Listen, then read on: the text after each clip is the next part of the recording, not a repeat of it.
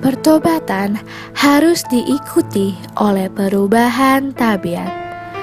Yehezkiel 18 ayat 30. Oleh karena itu, aku akan menghukum kamu masing-masing menurut tindakannya, hai kaum Israel. Demikianlah firman Tuhan Allah. Bertobatlah dan berpalinglah dari segala durhakamu, supaya itu jangan bagimu menjadi batu sandungan yang menjatuhkan kamu ke dalam kesalahan. Nikodemus yang terpelajar itu telah membaca nubuatan-nubuatan yang jelas ini dengan pikiran yang mendung. Tetapi sekarang ia mulai memahami makna sejatinya dan mengerti bahwa orang sesaleh dan terhormat seperti dirinya harus mengalami kelahiran baru melalui Yesus Kristus sebagai satu-satunya syarat di atas mana ia dapat diselamatkan dan memperoleh jalan masuk ke dalam kerajaan Allah. Yesus berbicara secara positif bahwa kecuali seseorang dilahirkan kembali, ia tidak dapat melihat kerajaan Allah. Ketelitian yang kaku dalam menuruti hukum Taurat tidak akan melayakkan seseorang masuk ke dalam kerajaan surga. Harus ada kelahiran baru, pikiran yang baru, melalui pekerjaan Roh Allah yang menyucikan kehidupan dan melembutkan tabiat. Hubungan dengan Allah ini melayakkan manusia bagi kerajaan surga yang mulia. Tidak ada penemuan manusia yang pernah dapat menemukan obat bagi jiwa yang berdosa.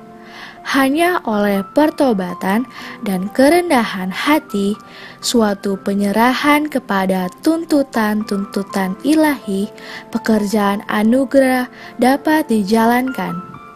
Kesalahan sangat mengganggu dalam pemandangan Allah yang telah begitu lama menista dan mencerca orang yang berdosa, sehingga pertobatan yang setaraf dengan sifat dari dosa yang dilakukan sering menghasilkan suatu kesengsaraan batin yang berat sekali ditanggung. Tidak ada yang kurang dari penerimaan dan penerapan yang praktis dari kebenaran ilahi yang membuka kerajaan Allah bagi manusia. Hanya hati yang suci dan kerendahan hati, menurut dan mengasihi, teguh dalam iman dan pelayanan dari Yang Maha Tinggi yang dapat masuk ke sana. Yesus juga menyatakan bahwa sebagaimana Musa meninggikan ular di padang gurun, demikian pula Anak Manusia harus ditinggikan, supaya barang siapa yang percaya kepadanya tidak binasa, melainkan beroleh hidup yang kekal.